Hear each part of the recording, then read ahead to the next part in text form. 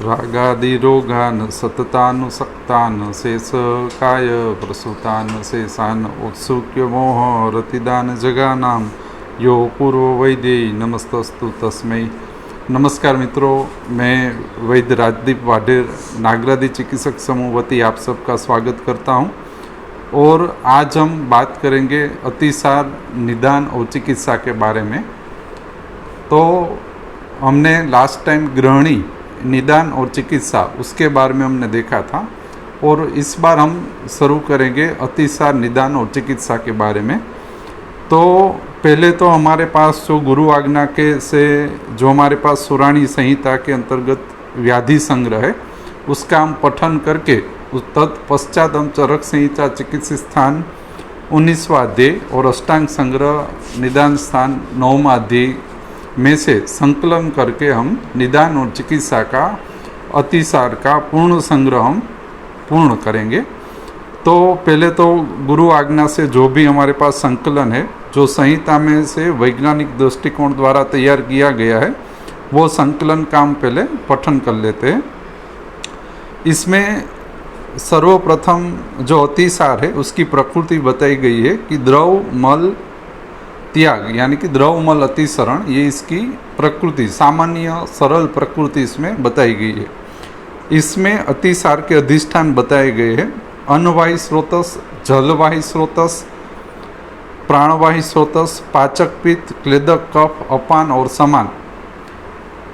प्राणन उदक, समान, अपान, क्लेदक और पाचक पित्त यानी कि जठराग्नि आश्रित अधिष्ठानों में से अतिसार की प्रवृत्ति शुरू होती। उसमें भी अतिसार है वो किस प्रधान स्रोतस का व्याधि है? किसका व्याधि है? प्रधान अन्नवाही स्रोतस का। तो अतिसार है वो प्राणन उदक, पाचक, समान, क्लेदक और अपान द्वारा उत्पन्न होता है, लेकिन यह अन्नवाही स्रोतस अधिष्ठान में आश्रित रह के रहता है। समुत्थान इसमें सरल बताया है। गदातिचार और स्वतंत्र कारण से बिगड़ा हुआ अपान, समान, पाचक और क्लेदक यानी अपान इसका प्रधान वैगुण्य है, अपान और समान।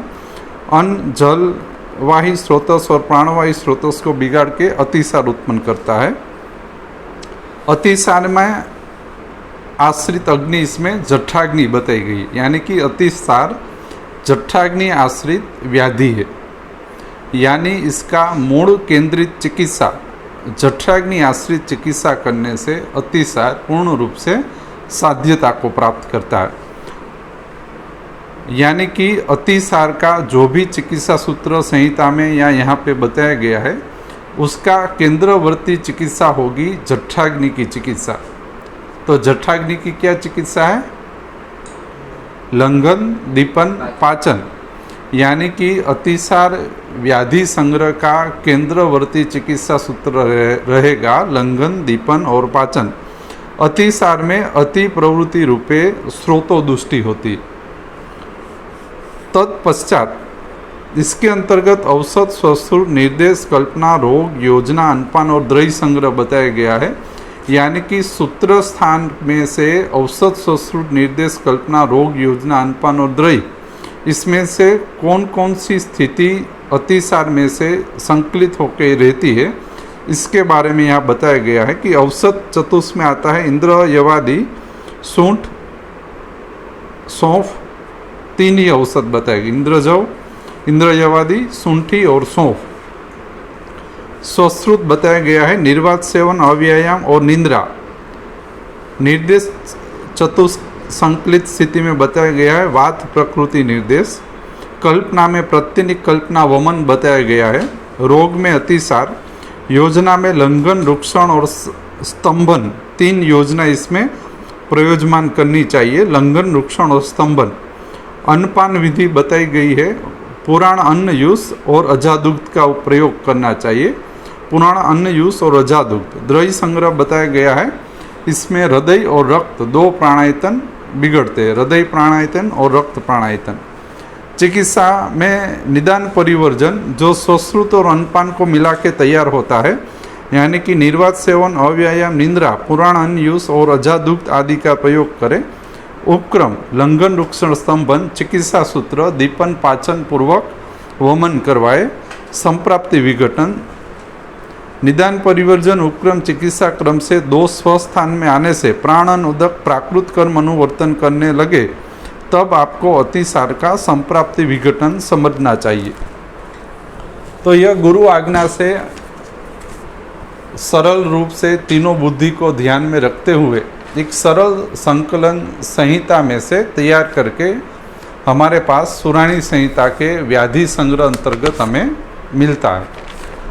इस व्याधि संग्रह को सालों से, हम कुछ 10-15 सालों से अमल में करते हुए अच्छी तरह से हमने काफ़ी अतिसार के रोगियों को मात्र इसी संकलन से, इसी व्याधि संग्रह से सरलता से हमने पूरा ठीक किया हुआ है। अभी हमारा कर्तव्य है कि इस व्याधि संग्रह का विज्ञान हम संहिता में से ढूंढ के उसको प्रस्थापित स्थिति में स्थापित करें, जिससे हमारा ज्ञान विज्ञान की स्थिति ज़्यादा स्पष्ट हो और हम अच्छी तरह से सभी संकलन को सुचारू रूप से कर पाए। पहले तो जो हमारी चरक संहिता है उसके बारे में हम देखें तो चरक संहिता में सूत्र, निदान, विमान, शारीर, इंद्रिय, चिकित्सा, कल्प और सिद्धि यानी कि 8 स्थान है। तो यह 8 स्थान पूर्ण रूप से संकलित स्थिति में है। संहिता किसको कहते हैं? संहिता, चरक संहिता, सुश्रुत संहिता। तो संहिता किसको कहते हैं? जो संहिता अर्थ लिखी गई उसको संहिता कहते हैं। दूसरा, जिस ग्रंथ या जिस संग्रह के ऊपर संहिता ऐसा शब्द लिखा जाए उसको संस्कृत के अंदर ऐसा समझना चाहिए कि इस संग्रह के अंतर्गत बताए गए अध्याय, स्थान, विषय आदि या कोई भी श्लोक सूत्रित अवस्था में लिखा गया है। संहिता यानी कि संहिता अर्थ सूत्रित अवस्था में जिसका निरूपण या संकलन किया गया हो, ऐसे संग्रह को संहिता करके हमें ज्ञात करना चाहिए। तो संस्कृत साहित्य में किसी किसी बुक में संहिता शब्द पीछे मिलता है। तो जहाँ जहाँ संहिता शब्द है समझ लो पूरा संहिता यानी कि उसके सभी स्थान, अध्याय, विषय, विषयांतर और सूत्र पूर्ण रूप से संकलित स्थिति में लिखे गए हैं। और दूसरा इसका विज्ञान ये आके निकलता है कि जितना आपको संहिता का संकलन, संहिता अच्छी तरह से आपको पढ़ने आ रही है, वो तभी माना जाएगा जब आप संहिता के सूत्र, निदान, विमान, शारीर, इंद्रिय, चिकित्सा, कल्प और सिद्धि सभी स्थानों में अच्छी तरह से आप संकलन कर पाओ। जब आपको संकलन शक्ति या तो आप जो संकलन या जोड़ना आपको जैसा जैसा आपका अच्छा होता जाएगा उसी तरह से संहिता अपना यथार्थ स्वरूप में आपको ज्ञान दे पाएगी। तो चरक संहिता पूर्ण रूप से संकलित स्थिति में लिखी गई है, इसी कारण इसको संहिता कहते। उसी कारण संस्कृत साहित्य में ग्रंथ है, संग्रह है, सभी के अलग अलग अर्थ निकल के आते हैं। तो संहिता, संहिता अर्थ संकलित स्थिति में जो लिखा गया हो उसको आपको संहिता रूप से जानना चाहिए। चरक संहिता का पूर्व अध्याय जो सूत्र स्थान है, ये पूर्व अध्याय का नाम ही सूत्र यानी सूत्रित स्थिति में जो लिखा गया उसको सूत्र स्थान कहा गया है। यह सूत्र स्थान निदान, विमान, शारीर, इंद्रिय, चिकित्सा, कल्प और सिद्धि स्थान से जुड़ा हुआ है। यदि आप चरक संहिता चिकित्सक की दृष्टि गुरु आज्ञा से हमारे पास जो बुक है, यदि उसमें आप संकलन देखें तो 120 अध्याय चरक संहिता के, उसको औसत, स्वश्रुत, निर्देश, कल्पना, रोग, योजना, अनपान और द्रव्य संग्रह, औसत चतुष्क के साथ कौन सा अध्याय, स्वश्रुत चतुष्क के साथ कौन, अनपान चतुष्क के साथ संहिता के कौन कौन से अध्याय जुड़े हुए हैं, वो सभी संकलित स्थिति में लिखा हुआ है। तद उपरांत आपको रोग निदान यानी कि व्याधि विनिश्चय और चिकित्सा दोनों के अंतर्गत संहिता को संकलित स्थिति में आप जितना कर पाओगे उतना ही आपको संहिता यथार्थ रूप में आपको ज्ञान दे पाएगी। और इसी कारण संहिता को समझने लिखने के लिए संहिताओं में तंत्र युक्ति दी गई है। तो तंत्र युक्ति का मुख्य प्रयोजन आपको संकलन सिखाना है। संहिता को पठन करने के सामर्थ्य उपार्जन हेतु आपको संकलित स्थिति ज्ञात करने के लिए जो अनिवार्य है वो तंत्र युक्ति आपको पूरा कर देती है। चरक संहिता के अध्ययन अध्यापन में जो ध्यान रखना है वो सिर्फ संकलन का है।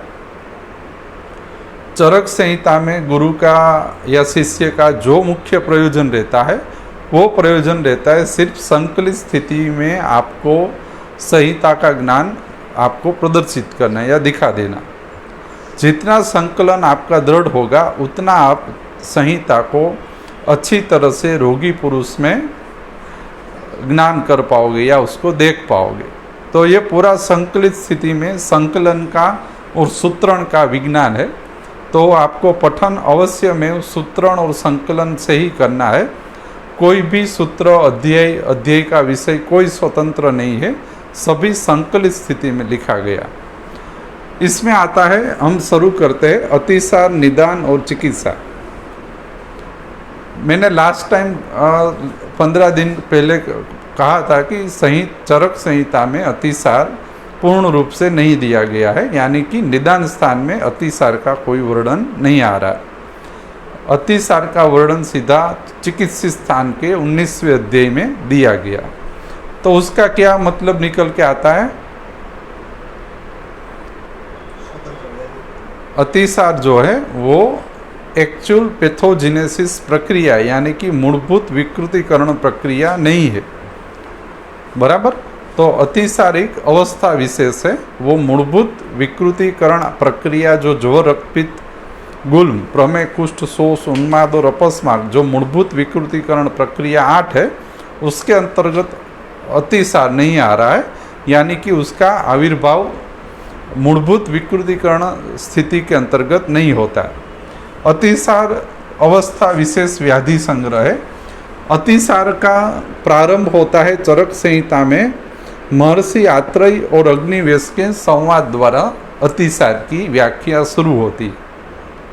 तो आप चरक संहिता में देखोगे तो कुछ अध्यायों में संवाद दिया गया है और कुछ अध्याय में सीधे ही संप्राप्ति निरूपण करके व्याधि का वर्णन शुरू होता है। तो ये संवाद महर्षि आत्रेय और अग्निवेश का अतिसार के अंतर्गत संवाद दिया गया है। तो ये संवाद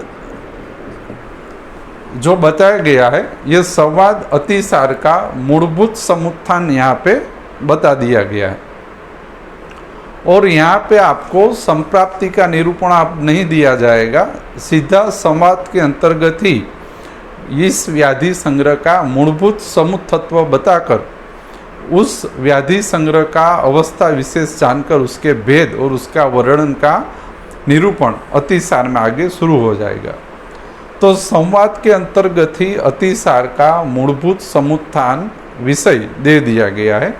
यह संवाद का मुख्य विषय है दक्ष यज्ञ, तत्पश्चात मनुपुत्र यज्ञ। दक्ष यज्ञ परंपरा में मूलभूत यज्ञ विधि का पालन किया जाता था। मनुपुत्र काल परंपरा में मनुपुत्र द्वारा जो यज्ञ यागादि किया जाता था उसमें दीर्घ काल तक यज्ञ की स्थिति में पशु बलि का उपयोग करना शुरू किया। मनुपुत्र आदि में पशु बलि का उपयोग शुरू किया। उसमें जब गोवंश की बलि शुरू की और उसमें इस गोवंश की बलि का यज्ञ यागादि के अंतर्गत प्रयोजन और हाविप्रास आदि द्वारा अतिसार का यहाँ से प्रभाव शुरू हुआ। ऐसा संवाद का मुख्य इसके अंतर्गत बीज है, यानी कि यह जो गोवंश बलि का यज्ञ के अंतर्गत उपयोग हुआ, यह मूलभूत रूप से मानस और शारीर प्रकृति के असात्म्य कर चर्या कर भाव के अंतर्गत आता है। जो मनुपुत्र यज्ञ यागादि में गोवंश की बलि का उपयोग हुआ, ये मूलभूत रूप से मानव प्रकृति में मानस और शारीरिक भावों की असात्म्य चर्या अंतर्गत इसका समावेश होता है, या तो फिर आप यह कह सकते हो यह पूर्ण रूप से मानस और शारीरिक प्रकृति के लिए असात्म्य था, जिसके कारण अन्नवाही स्रोतस में असात्म्य चर्या के कारण अतिसार नामक स्थिति या अवस्था का प्रभाव मनुपुत्र यज्ञ द्वारा इसमें बताया गया। तो इसका मुख्य केंद्र आपको यहाँ समझना है कि जो भी आप दिनचर्या या ऋतुचर्या, जो भी मानस और शारीर प्रकृति के असात्म्य होगी, वो आपको अन्नवाही स्रोतस के अतिसार रूपी व्याधि में मूलभूत समुत्थान के रूप में, आपको मूल कारण के रूप में ये होगी। यानी कि असात्म्यज आहार, असात्म्यज विहार यदि आप सेवन कर रहे हो तो कालांतर में आपको अतिसार रूपक व्याधि संग्रह जन्म आप में हो सकता है। ये इसका मूलभूत बीज है। यानी कि जठराग्नि रूपी जो यज्ञ हमारे शरीर में, चतुर्विंशति पुरुष में जठराग्नि या कायाग्नि रूपी यज्ञ जो शुरू रहता है, उस यज्ञ के अंतर्गत जो हम हवन सामग्री के रूप में चतुर्विध अन्नपान, जो शरीर और मानस प्रकृति अनुसार संहिता में दिखाया गया, उसका हम सेवन करते हैं, उस शारीर और मानस प्रकृति के सात्म्य के विपरीत यदि आपने अन्नपान का सेवन किया तो यहाँ पे यज्ञ की यह असात्म्य सामग्री के कारण आपको अतिसार रूपक व्याधि संग्रह लागू होगा। ये इस संवाद का मुख्य बीज है। यहाँ पे हमारे आभ्यंतर शरीर में कायाग्नि रूप यज्ञ का आपको ज्ञान करना चाहिए। जो आप वैश्वानर अग्नि में असित खादित पित्त लिट जो सात्म्य अनुसार सेवन करते हो, वो प्राकृत यज्ञ सामग्री समझनी चाहिए। और असात्म्य रूप जानकर जो भी आप अन्नपान या चर्या का सेवन करते हो, उसको अप्राकृत यज्ञ सामग्री या असात्म्य यज्ञ सामग्री समझकर ये मूलभूत आपको अतिसार के साथ जोड़ देगा। इससे यह ज्ञात होता है कि यदि आपके पास कोई रोगी पुरुष अतिसार लेके आ रहा है तो आपको पहले खास ये समझ लेना चाहिए कि इस अतिसार का मुख्य कारण इस रोगी पुरुष की मानस और शारीर प्रकृति, यानी कि वात पित्त कफ शारीर प्रकृति और मानस प्रकृति में असात्म्य चर्या का इसने सेवन किया है, उसी कारण अतिसार अवस्था का यहाँ पे जन्म हुआ है।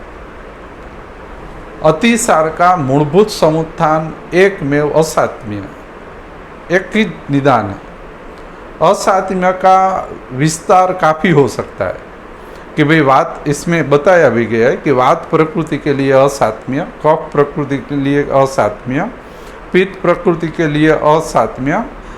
इस असात्म्य का सेवन यदि किसी ने किया तो अतिसार प्रकृति निर्माण होना सहज है। बरोबर। अतिसार में क्या होता है? अतिसार की प्रकृति आती है द्रव पुरुष अतिसारियत, द्रव पुरुष अतिसारियत, यानी कि इसमें द्रव पुरुष का अतिसरण होता है। ये इसकी मूलभूत प्रकृति है। अतिसार का अग्नि रहती है जठराग्नि।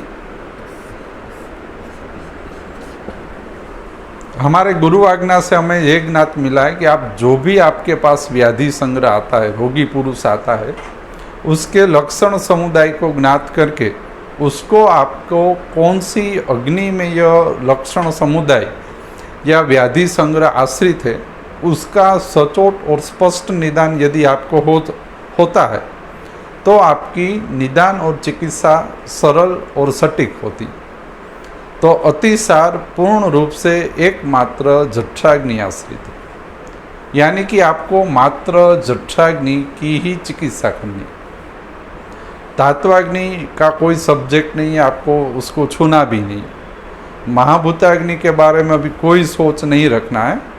मात्र जठराग्नि आश्रित अधिष्ठान और दोष समुदाय को सापेक्ष अनुवर्तन की स्थिति में आपको ले जाना है। प्रधान दोष अतिसार का धातु और मूलभूत प्रकृति दोष वात है। हमने देखा था कि ग्रहणी जो है, इसके पहले अध्याय का पहला जो हमारा था लेक्चर, तो ग्रहणी का मूलभूत प्रकृति दोष पित्त है। बरोबर। अतिसार का मूलभूत प्रकृति दोष वात है। प्रवाहिका भी इसके नजदीक का ही है। प्रवाहिका का मूलभूत प्रकृति दोष कफ और आम है। कफ और आम प्रवाहिका जन्म का मुख्य प्रकृति दोष है। अतिसार का वात है, ग्रहणी का पित्त है। एक समान पुरुष को यह विक्षेपित करने वाली प्रकृतियां है, अतिसार, ग्रहणी और प्रवाहिका। नजदीक की है लेकिन मूलभूत प्रकृति दोष बदल जाता है। बराबर।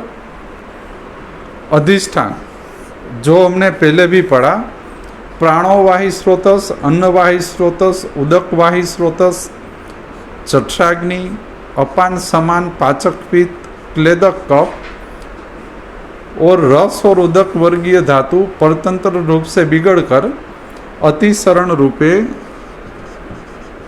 व्याधि प्रकृति निर्माण करती है। अतिसार का मूलभूत और प्रधान निदान है असात्म्य चर्या या असात्म्य चर्या का सेवन करना।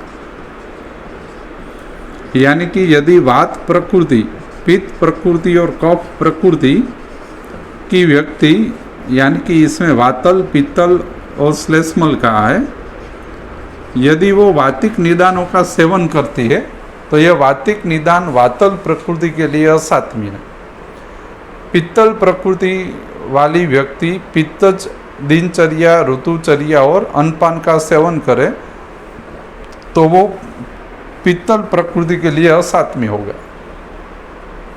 यदि आप मान लो वात प्रकृति के हो और वातिक आतप, पवन आदि का या रुक्ष अन्नपान आदि का यदि आप प्रतिदिन सेवन करते हो तो यह आपको असात्म्य चर्या या असात्म्य मूलभूत हेतु अंतर्गत आएगा और यह आपको अतिसार का मुख्य कारण बनेगा।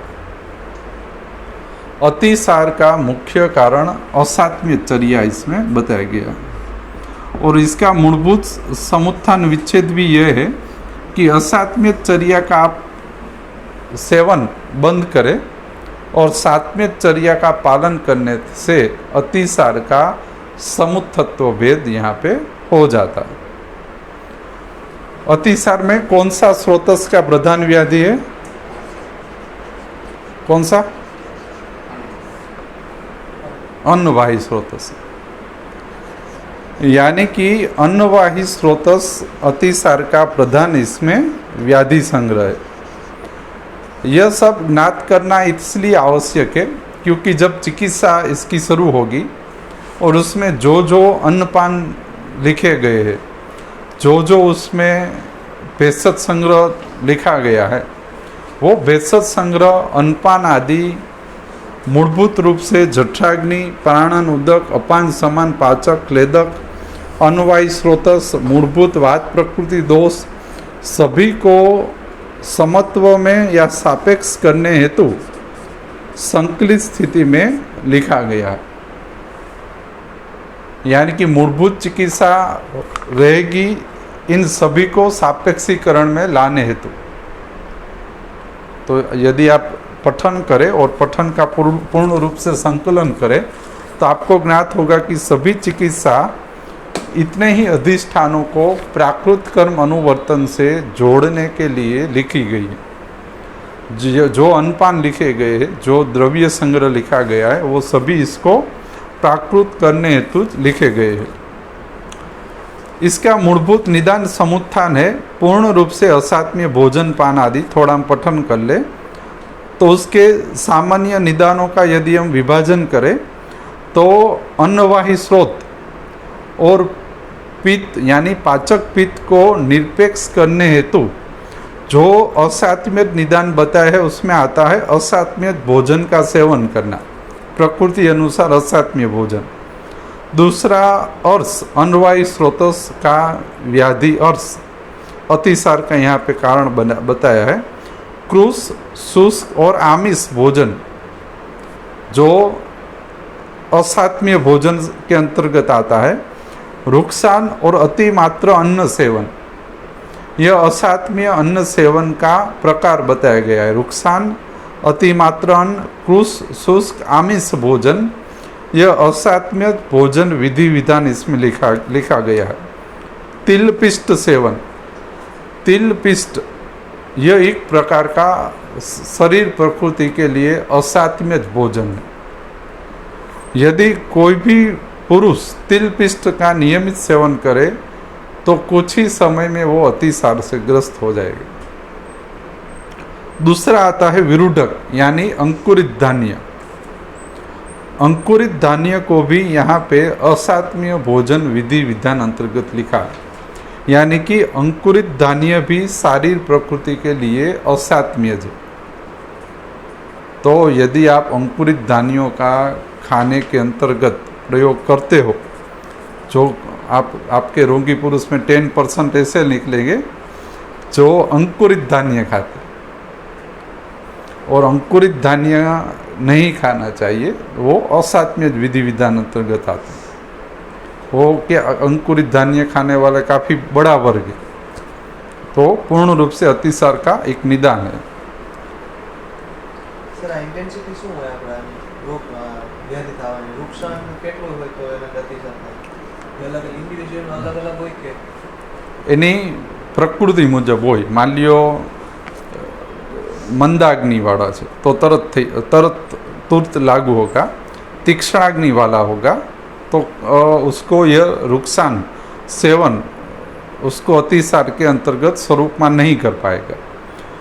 विषम अग्नि वाला होगा तो कोई बार उससे अतिसार होगा, कोई बार नहीं होगा। तो निदान सेवन की अभिव्यक्ति मंदाग्नि, समाग्नि, तीक्ष्णाग्नि, विषमाग्नि के ऊपर आधारित है। अग्नि के स्वरूप के ऊपर निदान का परिणाम आधारित है, यानी कि अग्नि स्वरूप का इसमें आपको विचार करना। दूसरा असात्म्य अतिसार का निदान बताया है, जो प्राणवायु स्रोत अंतर्गत दुष्टीकरण, अपान और समान दुष्टीकरण अंतर्गत आता है, वो है वेगावरोध। वेगावरोध करने से अतिसार उत्पन्न होता है। ये वेगावरोध करना पुरुष प्रकृति के लिए असात्म्य है। तो कोई भी यदि आप वेगावरोध करते हो तो वो अतिसरण का कारण बन सकता है, अतिसार का। वापस इसमें क्रूस, शुष्क, आमिष भोजन, रुकसान, अतिमात्र सेवन लिखा है, क्योंकि यह प्राणवायु स्रोतस के लिए असात्म्य है। उसी प्रकार उदक और रसवायु स्रोतस जो इसका अतिसार का अधिष्ठान है, उसके लिए असात्म्य स्थिति बताई गई है, अति अम्बुपान। यदि आप अति अम्बुपान करते हो तो आपको अतिसार स्थिति लागू हो सकती है। वापस इसमें तिल पिष्ट है। दूसरा असात्म्य मध्य का उपयोग।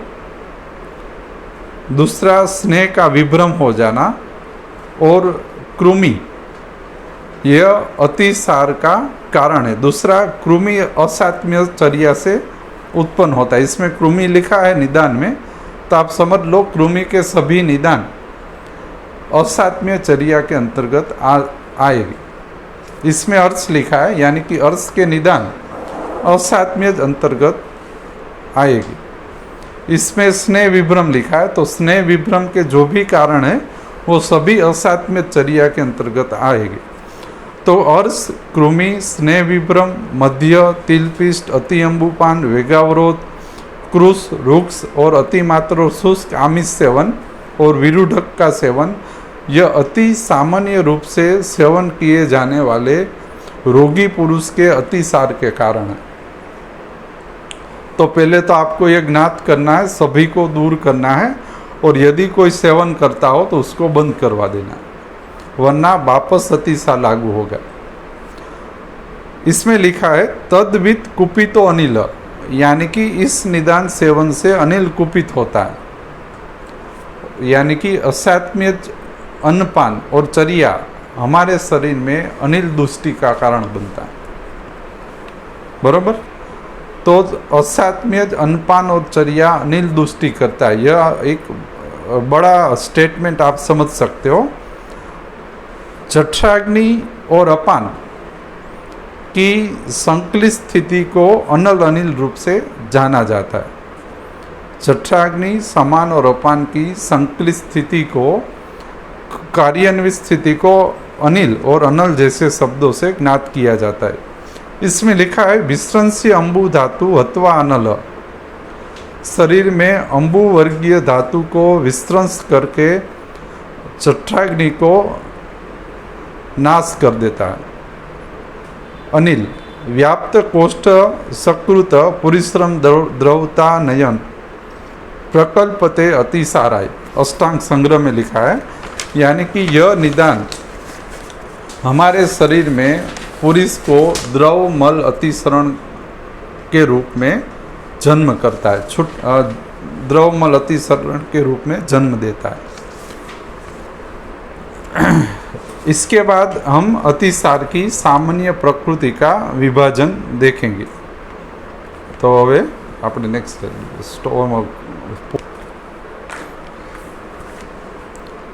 अभी मान लो एक क्वेश्चन था कि चलो कि भाई मान लो अतिसार के जो भी निदान संग्रह बताया गया है उसमें मान लो उसी तरह से सभी व्याधि में आपको जानना है कि कई बार निदान संग्रह में दूसरी व्याधियों का नाम लिखा हुआ है। मान लियो अतिसार के अंतर्गत अर्श और कृमि दो व्याधि का अथवा तो अवस्था का नाम लिखा गया, यह निदान संग्रह के अंतर्गत है। यानी आपको ऐसा समझना चाहिए कि अतिसार के हेतु संग्रह में जो अर्श लिखा है तो अर्श की जो भी हेतु संग्रह है उस हेतु संग्रह का और इस व्याधि के हेतु संग्रह का सामान्य या एक समान आपको लागू करना है या समझना है। मान लो अतिसार में कृमि भी एक निदान लिखा हुआ है तो कृमि कर जितने भी हेतु और जो भी दिनचर्या या ऋतुचर्या या चर्या आदि है तो कृमि जितनी भी हेतु है वो सभी हेतु अतिसार का भी कारण बन सकती है। उसी तरह मान लो किसी व्याधि का हेतु संग्रह में ज्वर का वर्णन है कि भाई ज्वर से ये होता है तो ज्वर के जितने भी हेतु संग्रह है वो हेतु संग्रह इस व्याधि के भी निर्माण को करने के लिए हेतु रूप बन सकते हैं। और ये जो निदानों की विशेषता है वो एक से ज़्यादा परिबलों का साथ होने से एक निश्चित प्रकृति निर्माण होती है। लेकिन मान लो इसमें अर्श और कृमि है तो अर्श कृमि मुख्य रूप से असात्म्य का प्रधान स्थिति या अवस्था है। अर्श असात्म्य सेवन से और कृमि असात्म्य सेवन से ही उत्पन्न होते हैं, बराबर। तो उस तरह से आपको ज्ञात करना है। अभी हम उसके लिंग समुदायों का विभाजन देखेंगे। तो अतिसार का अष्टांग संग्रह के अंतर्गत सामान्य प्रकृति लक्षण बताया गया। सामान्य प्रकृति लक्षण अतिसार रद तोद गुद तोद कोष्ठ तोद मूत्र स्वेदादि ग्रह अवसाद और आधमान अविपाक और गात्रसाद, बस इतने ही मुख्य सामान्य प्रकृति लक्षण है। यानी कि समूर्छना के वातपित्त कफ सन्निपात आदि दोषों की अवस्था का जिसमें विचार नहीं किया जाता, पूर्ण रूप से जठराग्नि प्राणन उदक समान अपान द्वारा ही जो शुद्ध लिंग निकल के आएंगे वो है सामान्य प्रकृति लक्षण। आपको इसी को मुख्य रूप से जानना चाहिए। यह प्रधान व्याधि निर्माण के अंतर्गत पहले यह उत्पन्न होता है और कालांतर में दोषद लक्षण उत्पन्न होते हैं। तो रदतोद गुदतोद और कोष्ठतोद मूत्र स्वेदादि ग्रह अवसाद और आधमान पूर्ण रूप से प्राणवाही स्रोतस समान और अपान की सामान्य प्रकृति लक्षण है अतिसार अंतर्गत। तो ये हम संकलन देख रहे हैं, यानी कि प्राणवाही स्रोतस समान और अपान की निरपेक्ष स्थिति में रद गुद कोष्ठतोद मूत्र स्वेद ग्रह अवसाद और आधमान उत्पन्न होता है। इसमें मल ग्रह लिखा है वो मूत्र और श्वेत ग्रह से समझना है। पुरुष मूत्र और श्वेत प्रधान 3 मल है। तो यहाँ पे जो सामान्य प्रकृति लक्षण में मल ग्रह लिखा है यह मल ग्रह श्वेत और मूत्र ग्रह से ज्ञात करना है। यानी कि अतिसार में मूत्र प्रवृत्ति और श्वेत प्रवृत्ति में पूर्ण रूप से अथवा तो आंशिक स्थिति में बंद होती है या ग्रहित होती है। अन्नवायु स्रोतस और पाचक पित्त की निरपेक्ष स्थिति का अतिसार में सामान्य लक्षण बताया गया है अविपाक, यानी कि अन्नवायु स्रोतस के अविपाकत्व को प्राप्त करना, यह सामान्य प्रकृति लक्षण अतिसार का है। उदकवाही, रसवाही और क्लेदक कप का निरपेक्ष स्थिति में जो सामान्य प्रकृति लक्षण उत्पन्न होता है वो है गात्रसाद। तो ये 8 लक्षण ही बताए: गात्रसाद, अविपाक, रद, गुद, कोष्ठतोद, मूत्र और श्वेत का ग्रह, आधमान और अवसाद। और एक तो आप स्रोतस और दोष अनुसार निरपेक्षत्व की परीक्षा आप कर सकते हो, कौन कौन सा स्रोतस और दोष सापेक्ष हुआ ये आपको लिंग समुदाय अनुसार ज्ञात होगा। दूसरा, आपको यहाँ पे जो रद तोद है यह आमाशय निरपेक्ष की स्थिति में उत्पन्न होता है। आमाशयगत वात की स्थिति में रद तोद उत्पन्न होता है, पक्वाशयगत वात की स्थिति में गुद तोद उत्पन्न होता है, आम पक्वाशय दोनों में दुष्ट वात की स्थिति में कोष्ठ तोद उत्पन्न होता है। और मूत्र और स्वेद यानी कि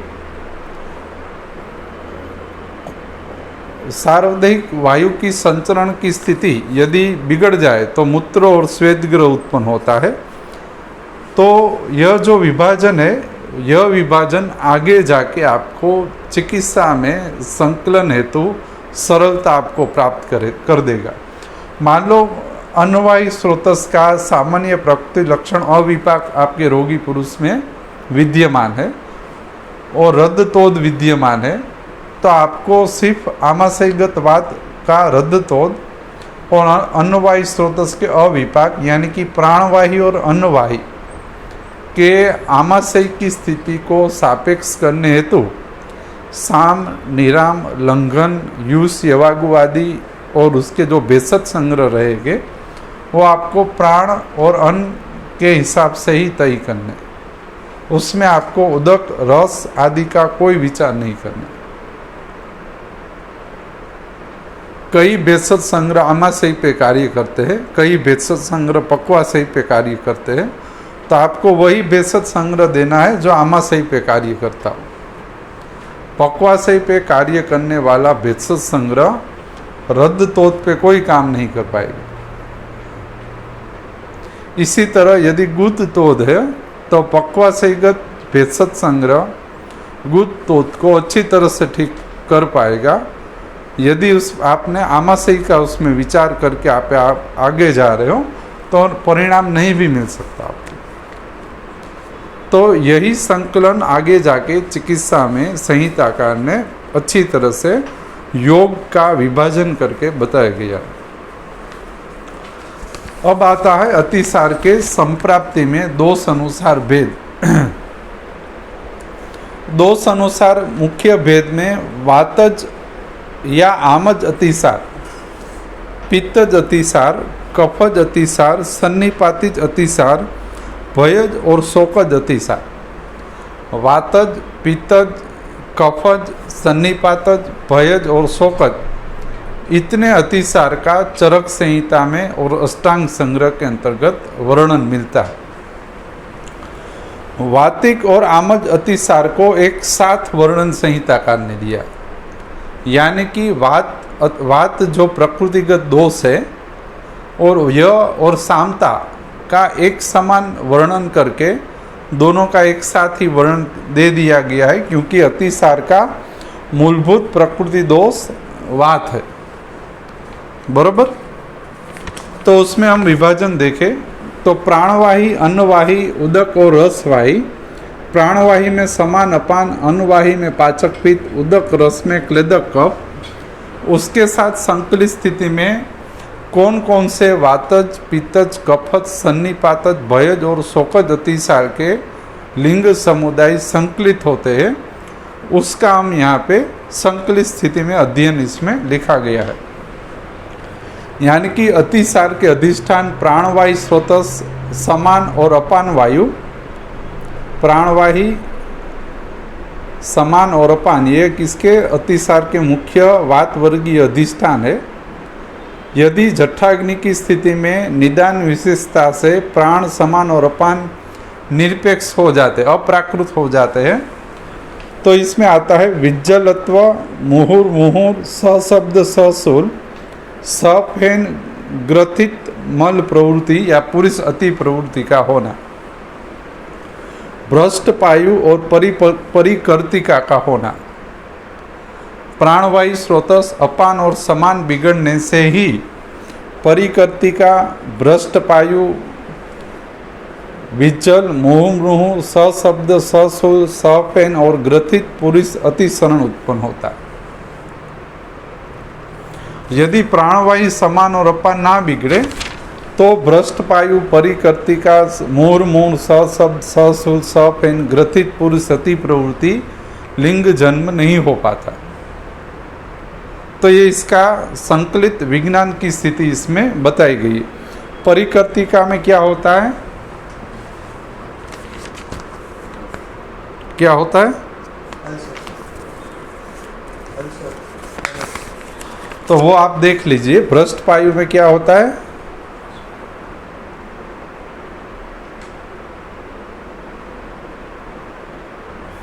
प्रोलेप्स થાય, प्रोलेप्स होता है। परिकर्तिका वेदना का प्रकार है, बरोबर, तो वो आप देख लीजिएगा।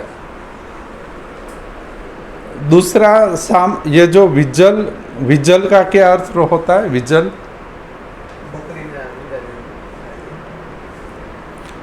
ये तो वो तो बराबर, अनुग्रथित, इस वातिज अतिसार को अनुग्रथित अतिसार भी कहा गया है। अनुग्रथित अतिसार जिसमें ग्रथित पुरुष प्रवृत्ति अति मात्रा में होती है लेकिन सद्रव रहती है। ग्रथित सद्रव अति मात्रा में पुरुष प्रवृत्ति होती है। विज्जल यानी पिच्छायुक्त बहुद्रवयुक्त पुरुष प्रवृत्ति, विज्जल यानी पिच्छायुक्त। सद्रव अति द्रव वाली जो पुरुष प्रवृत्ति होती है उसको विज्जल ज्ञात, यहाँ पे पठन द्वारा ज्ञात हुआ है। दूसरे इसके साथ साम अतिसार के लिंग है सुख, आना, प्रसेक, स्थैमित्य, आधमान, गुरु और सरुज कोष्ठ। सुख, आना, प्रसेक, स्थैमित्य, आधमान, गुरु और सरुज कोष्ठ। और इसका भी यदि आप ज़्यादा विभाजन करें तो सुख में क्या होता है? वेदना का प्रकार एक सुख। आना और प्रसेक यह साम अतिसार के आमा से आश्रित लिंग है। यदि आपके पेशेंट को सुख हो रहा है, आना हो रहा है और प्रसेक हो रहा है तो आपको साम, निराम और आमा से ही सापेक्ष करना। लेकिन दूसरे जो लिंग समुदाय है स्थैमित्य, आधमान, गुरु कोष्ठ और सरुज कोष्ठ, उसमें आपको आमाशय उपरांत पक्वाशय की भी स्थिति सापेक्ष करनी पड़ेगी। गुरु कोष्ठ, सरुज कोष्ठ, आधमान और स्थैमित्य, यानी कि आम पक्वाशय दोनों का इसमें विचार करना पड़ेगा। सुख, आना, प्रसेक में अकेले आमाशय की स्थिति शुद्ध करने से ठीक हो जाएगा।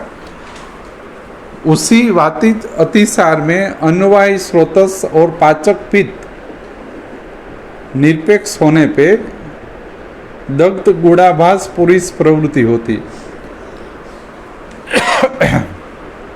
दग्ध गुणाभास यानी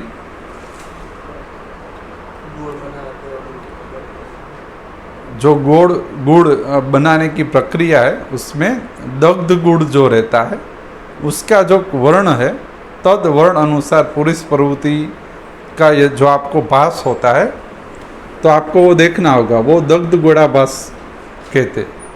वो तभी होगा जब अन्वयी स्रोतस और पाचक पित्त की वातिक अतिसार के अंतर्गत निरपेक्षत्व प्राप्त होगा। उसके बाद उदकवाही, रसवाही और क्लेदक कप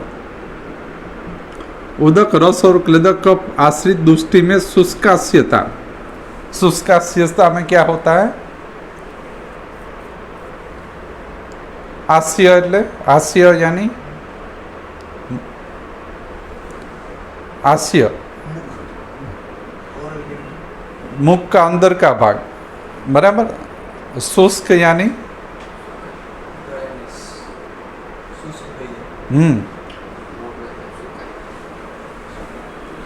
સુકાઈ મોઢું, ड्राइनेस થઈ જાય, बरोबर। तो मुख के अंदर के भाग में यदि शुष्कता आती है अतिसार के साथ, शुष्कास्यता रोगी पुरुष कहता है, तो आपको उदक और रसवाहा दुष्टि या निरपेक्षता आपको नाद करना है। यानी कि वात दोष समूर्छना के द्वारा उदक और रस दुष्टि होना। हस्तरोम, हस्तरोम में क्या होता है?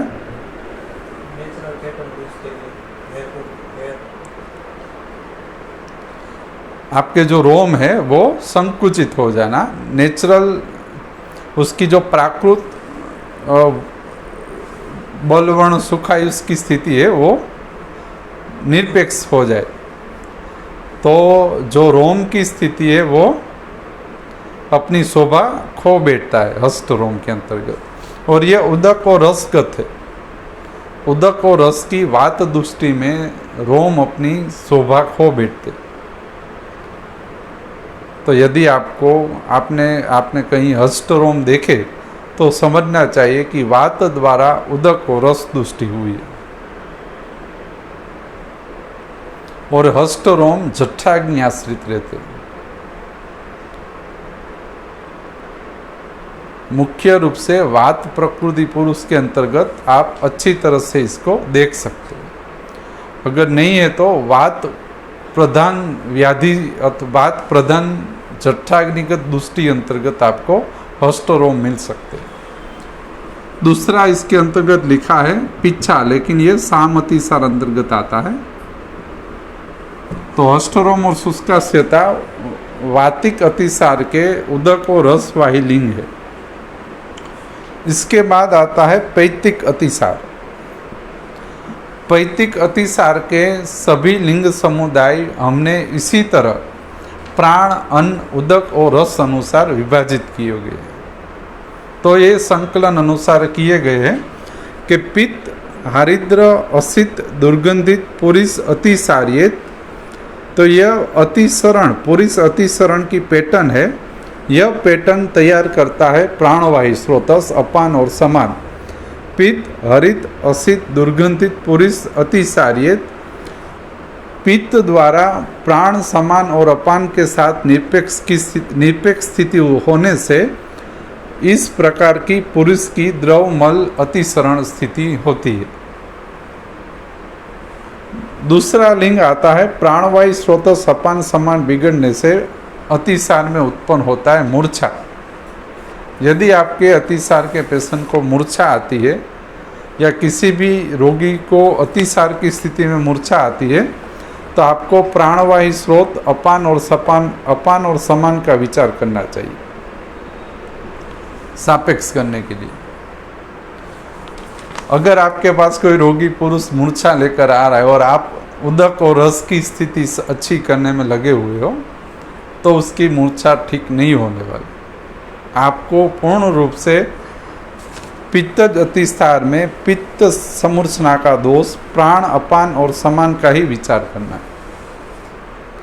संहिताकार इसी प्रकार का विभाजन और उस विभाजन अनुसार भेषज संग्रह का विभाजन इसमें बताया गया।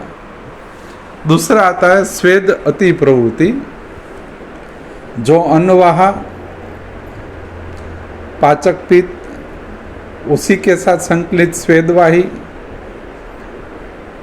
के द्वारा उत्पन्न होती है। स्वेद अति प्रवृत्ति का होना, दाह का होना, पाक का होना और पायुगत संताप होना।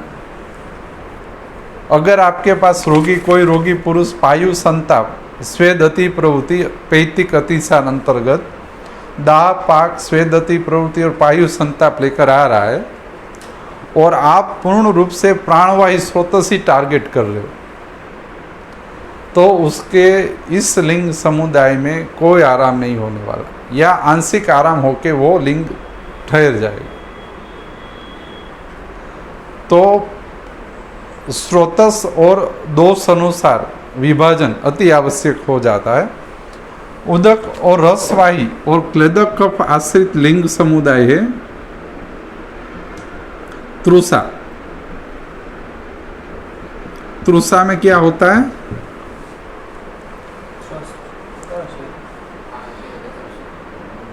तृषा यानी पानी, तरस लागवी, तीव्र तरस लागवी, यानी कि क्रेविंग होना पानी के लिए, बरोबर।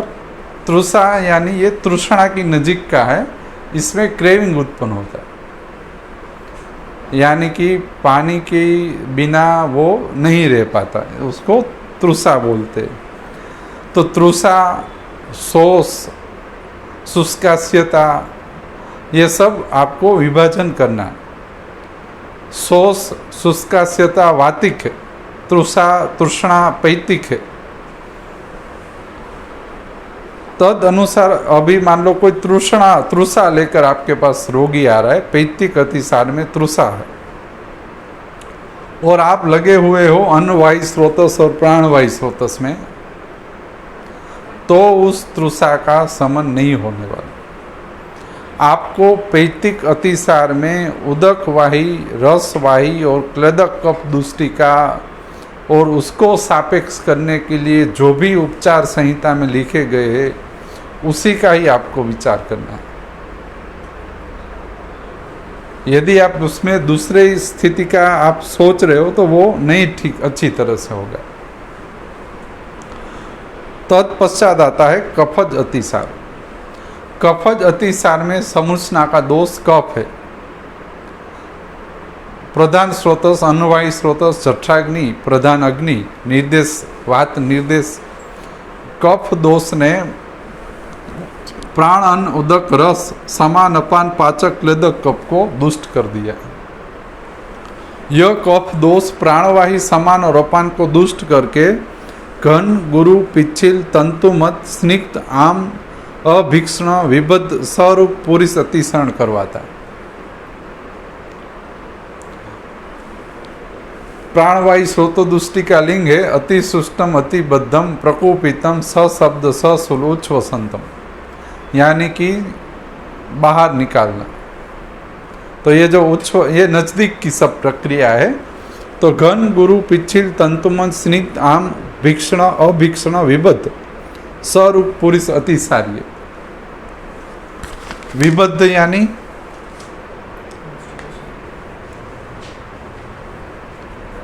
पुरुष को उसको रोगी पुरुष को द्रवमल अतिसरण हो रहा है, लेकिन विबद्ध पूर्वक हो रहा है, बरोबर।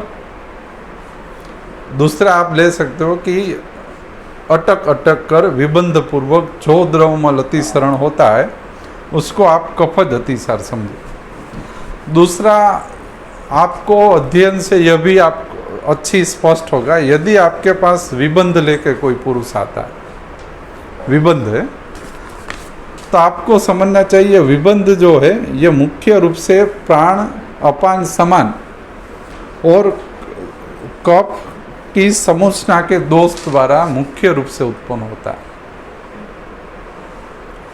यानी कि आपको समूर्छना के दोष कफ, प्राणवायु स्रोत, अपान और समान, इतना यदि आपने सापेक्ष किया तब विबद्धत्व दूर होगा। घन, गुरु, पिच्छिल, तंतुमंत, स्निग्ध, सआम, अभीक्षण, विबद्ध, स्वरूप पुरुष अतिसार्य, कफज अतिसार। अन्नवाही और पाचक पित्त संकलित लिंग समुदाय इसमें बताया गया है, यानी कि उत्क्लेश होना, उदर गौरव होना और अन्न द्वेष होना। अन्न द्वेष, उदर गौरव और उत्क्लेश ये अन्नवायु स्रोतों का आधीन लिंग समुदाय है। अन्नवायु स्रोतों दुष्टि, अन्नाभिलाषा, अरोचक, अविपाक, छर्दी, उसी के साथ संकलित करके तय किया गया उत्क्लेश, उदर गौरव और अन्वेष। यदि कफज अतिसार का अंधवेश लेकर रोगी पुरुष आपके पास आ रहा है, यानी कि उसका अन्नवाही स्रोतों निरपेक्ष हुआ है और आप टारगेट में लिया हुआ है प्राणवाही स्रोतों से, तो समझ लो इसमें काफ़ी टाइम निकल जाएगा और वो अंधवेश ठीक नहीं होगा।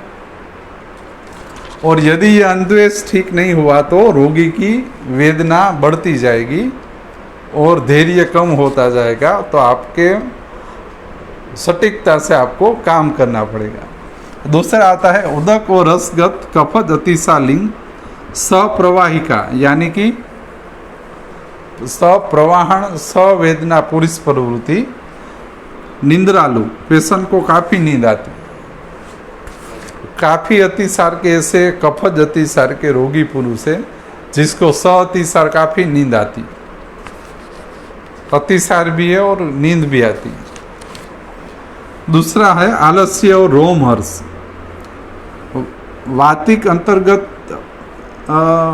हस्त रोम था, इसमें रोमहर्ष है। कृत अकृत संज्ञ और गुरु बस्ती, यह उदक रस और क्लेदक कफ अनुबंधित दुष्टि है।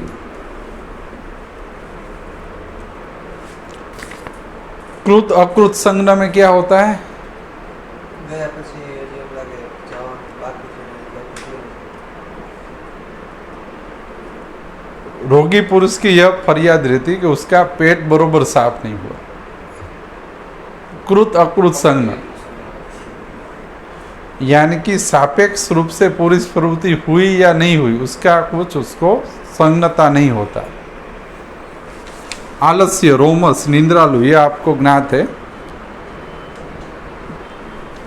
तो यदि कफज अतिसार में रोगी निंद्रालु है, आलस्य है, रोमहर्ष है, गुरु बस्ती है, कृत अकृत संज्ञ है, और आप कफज अतिसार में सिर्फ प्राणवाही स्रोतस और अन्नवाही स्रोतस का चिकित्सागामी अप्रोच आप रख रहे हो और उदक और रसवाहीगत स्रोतस सापेक्ष करने हेतु जो अन्नपान और भेषज संग्रह लेना चाहिए वो आप नहीं ले रहे हो, तो यह निंद्रालुता, आलस्य, गुरु बस्ती, कृत अकृत संज्ञ सापेक्ष नहीं हो पाएंगे। यह ठीक होने में काफ़ी समय लगेगा। जो मैं बोल रहा हूँ कि ठीक होने में काफ़ी समय लगेगा, यानी वो ये अपने आप या तो ठीक होगे या तो नहीं होगे। शरीर की अपनी एक प्रणाली है कि वो अपने आप भी ठीक करने समर्थ है। तो यदि वैद्य नहीं कर पा रहा है तो मान लो वो शरीर उसका रिस्पॉन्स करके खुद ठीक कर ले, तो उसी कारण मैं बोल रहा हूँ कि समय लग सकता है। सन्निपातज अतिसार, सन्निपातज अतिसार में मिश्र लिंग बताए गए, दूसरा है उसमें कुछ नहीं। वातिज, पैतिज और कफज अतिसार के मिश्र लिंग जिसमें उत्पन्न होते हैं उसको सन्निपातज अतिसार कहा है। इसके बाद आता है भयज और शोकज अतिसार। इसमें कालांतर से वात और पित्त दुष्ट होते। इसमें लिखा है क्षिप्र अतिसारियत, क्षोभित चित्त। तो क्षिप्र अतिसारियत और क्षोभित चित्त प्राणवाही और अपान और समान और मनोवाही स्रोतों दुष्टि लिंग है। तो क्षिप्र अतिसारियत यानी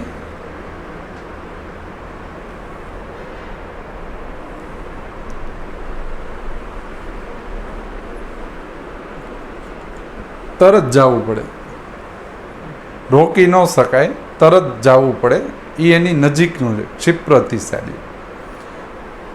जो वेग रहता है द्रव पुरुष अतिसरण का, वो एकाएक और क्षिप्र रूप से कभी भी उत्पन्न हो सकता है। वो मानस आंदोलन के ऊपर आधारित रहता है। मान लो हम बातचीत कर रहे हो और कुछ भय और की कुछ बात हमने कर दी, तो उसको क्षिप्र अतिसार उत्पन्न होता है। आपसे ये जो भयज और शोकज अतिसार है उस तरह से होते। मान लो हम बातचीत करें और कुछ शोक के समाचार उसको मिल रहे हैं, तो उसको अतिसार चालू होता है, उसको क्षिप्र अतिसार कहते हैं। फिर आता है क्षोभित चित्त, यानी चिंता, भय, काम, क्रोध, शोक से दुष्ट उसका चित्त रहता है।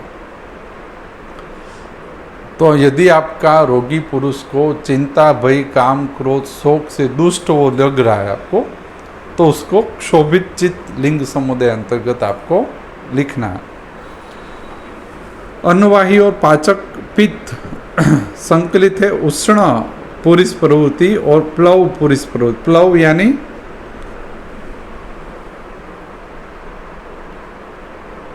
जो पानी में तरे उसको प्लव कहते हैं, और द्रव वो उदकगत स्थिति है। तो प्लव, उष्ण, द्रव, क्षिप्र, अतिसार्य और क्षोभित चित्त, भयज और शोकज अतिसार के सामान्य लिंग समुदाय है। तो मुख्य हमारा यहाँ पे संकलन ये रहा है कि अतिसार है, उसका मुख्य निदान है असात्म्य दिनचर्या, ऋतुचर्या और अन्नपान का सेवन। और यह अवस्था विशेष को उत्पन्न होने हेतु महर्षि आत्रेय और अग्निवेश का संवाद बताया गया है। समूचना न देकर संवाद दिया गया है, यानी कि एक अवस्था से उत्पन्न होने वाली स्थिति है। मुख्य कारण यज्ञ यागादि में शारीर और मानस भाव की विपरीत स्थिति का हवन आदि में सब सामग्री का उपयोग करने से उत्पन्न होने वाली यह स्थिति है। प्रधान जठराग्नि बिगड़ती है, प्रधान स्रोतस अन्नवायी स्रोतस है, मूल प्रकृति दोष वात दोष है, और संकलित स्रोतस में प्राण, उदक, पाचक, समान, अपान, क्लेदक और पाचक पित्त इतने एक साथ मिलकर अतिसार को उत्पन्न करते।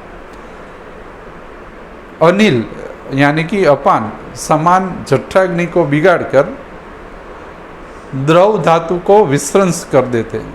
हमारे शरीर की द्रव धातु को विस्रंस करके उस द्रवता को पुरुष के साथ जोड़ के द्रव मल अतिसरण स्थिति उत्पन्न करते। उसके सामान्य लिंग बताए गए हैं, वो दोषज नहीं रहते, वो मूलभूत प्रकृति लक्षण है जिसमें यह प्रक्रिया और स्रोतस इतना ही इन्वॉल्वमेंट रहता है। तो रद्दतोद, गुदतोद, कोष्ठतोद, अविपाक, गात्रसाद, स्वेद और पुरुष का ग्रह, स्वेद और मूत्र का ग्रह, अवसाद, आधमान, यह जो लिंग है यह सामान्य प्रकृति लिंग है। इसके बाद चरक और अष्टांग संग्रहकार ने दोषज प्रकृति लिंग समुदाय बताए गए कि भाई वातक, पैतिक, कफत, सन्निपातज, भयज और शोकज अतिसार को किस तरह से हमें ज्ञात करना चाहिए। तो हमें क्या करना है, ये जो वात, पित्त, कफ, द्वंद्वज और सन्निपातज अतिसार है उसके लिंग समुदाय को अधिष्ठानों के साथ जोड़ देना है। यानी कि प्राण, अन्न, उदक, पाचक, समान, क्लेदक, कफ के साथ कौन कौन से लिंग समुदाय जुड़ जाते, ये जो संकलन आप करोगे वो आपको काम आएगा अतिसार की लाइन ऑफ ट्रीटमेंट के अंतर्गत। क्योंकि उसमें जो योग संग्रह और भेषज और अन्नपान संग्रह बताया गया है वो निश्चित स्रोतसों में सापेक्षता उत्पन्न करने हेतु निश्चित द्रव्य संग्रह का चयन करके निर्माण किया गया।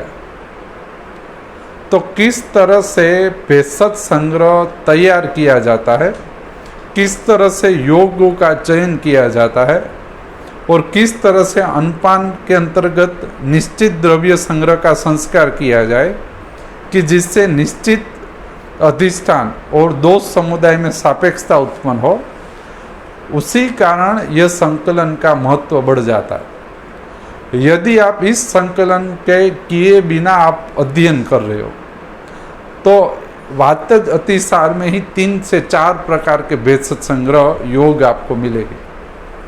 प्रमथ्य कसाई आप बोल लो तो आप ये नहीं तय कर पाओगे कि कौन सा प्रमथ्य कसाई ले और क्यों 4 प्रकार के कसाई दिए गए। तो ये 4 से 3 या 5 प्रकार के कसाई इसलिए दिए गए हैं कि ये निश्चित अधिष्ठानों पे निश्चित कार्मुकत्व उत्पन्न करते हैं। तो कौन से अधिष्ठान में कौन सा कार्मुकत्व आपको चाहिए ये आप इस प्रकार के संकलन से ही तय कर पाओगे। अगर आप ऐसे ही आप रेपिडली लेते हो कोई भी भेषज संग्रह, मान लो वातिक अतिशान में 5 या 4 दिए, आपने मन हुआ कि भाई चौथा ले लीजिए, अच्छा लग रहा है, और चौथा ले लिया आपने, तो वो काम कर रहा है उदक और रसवाही अंतर्गत। आपके पास आया है रोगी पुरुष, उसका प्राणवायु स्रोतों और अपान समान ज़्यादा निरपेक्ष है। आपने औषध भेषज चयन कर दिया उदक और रस का, तो परिणाम की प्राप्ति होना विलंबित हो जाएगा। इसी कारण भेषज संग्रह को, अनपान संग्रह के संस्कार द्रव्य को दोष अनुसार, संरचना के दोष अनुसार, उसकी मूलभूत प्रकृति और कौन कौन से अधिष्ठान का इन्वॉल्वमेंट है, सबको एक साथ संकलित करके आपको तय करना चाहिए। तो लाइन ऑफ ट्रीटमेंट जो अतिसार का हम चालू करेंगे वो नेक्स्ट सैटरडे से हम चालू करेंगे, तो उसमें पूरा लाइन ऑफ ट्रीटमेंट हम पूरा कर देंगे। तो वो भी इस संकलन अनुसार ही हम लिखने वाले हैं। तो अभी हम जो भी व्याधि संग्रह पढ़ेंगे वो संकलित स्थिति में ही पढ़ेंगे। 1-2 लक्षण ऊपर नीचे हो सकता है, लेकिन आपको इससे संकलन का, अनपान का, औषध संग्रह का चयन करने का मार्ग मिलेगा, जिससे चिकित्सा ज़्यादा सुगम और सरल होगी। तो इस तरह से संकलनात्मक अभ्यास, जहाँ पे संहिता शब्द के द्वारा अध्यायों का वर्णन आता है, तो स्थान और अध्यायों का संहिता के अंतर्गत जो वर्णन आ रहा है वो पूर्ण रूप से इसी तरह से संकलन का विज्ञान के अंतर्गत बताया जाता है। तो ये हम नेक्स्ट टाइम हम चिकित्सा का संकलन इसी तरह से हम देखेंगे। आभार, थैंक यू।